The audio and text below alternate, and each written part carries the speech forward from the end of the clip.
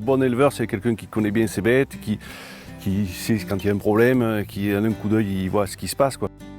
Je suis installé en GAEC avec mon père, sur une exploitation de 200 hectares. Nous avons autour de 150 mères, avec une trentaine de génisses de 1 an et de 2 ans. C'est une vache rustique, elle se contente d'aliments grossiers, style foin, enrubanage. Pour l'hiver, après l'été, elles partent en montagne, souvent à partir du 1er mai jusqu'à Toussaint. Ça fait 6 mois de montagne, 7 mois de montagne. C'est une race qui est bien adaptée à notre climat. On est dans des pays où on essaye de valoriser le maximum l'herbe. Notre métier est de récupérer donc les animaux produits par les éleveurs régionalement. On va de la fourche jusqu'à la fourchette. Donc on est facilitateur, c'est un peu comme ça que je vois les choses, facilitateur entre ce que peut offrir le marché, l'amont, les agriculteurs, l'éleveur, le tissu agroalimentaire et le consommateur. Le produit, c'est la viande.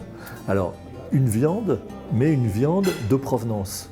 On a choisi de se concentrer sur une provenance qui n'est pas la plus connue de France, qui est la Salers, mais qui est à un haut niveau qualitatif et qui va complètement dans l'esprit de ce que Goemio recherche, c'est-à-dire des belles productions françaises. On a envie de mettre en avant, parce qu'on a envie de relancer ces productions pour que les gens consomment mieux, d'une manière plus saine, avec encore plus de plaisir. Au menu aujourd'hui, on avait 3 plats à base de la viande de bœuf de Salaire. Donc en carpaccio, en burger et en steak. Et là, on a utilisé le filet de bœuf. Le produit est déjà bon par lui-même. Il n'y a pas grand-chose à faire parfois. Voilà. Et c'est pour ça qu'on prend un morceau comme le faux filet qui est très persillé pour faire un carpaccio qui est tout simple.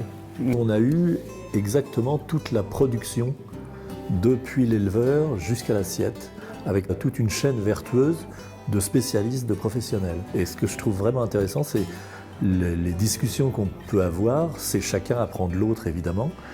Et on se dit, le consommateur se rend rarement compte qu'il y a besoin de ce professionnalisme d'un bout à l'autre. Il ne s'agit pas juste de produire pour que ça arrive dans l'assiette. Le bœuf, vraiment, traditionnellement et culturellement, a toujours été omniprésent dans les restaurants mais aussi dans les foyers. Donc oui, ici la viande a toujours la cote.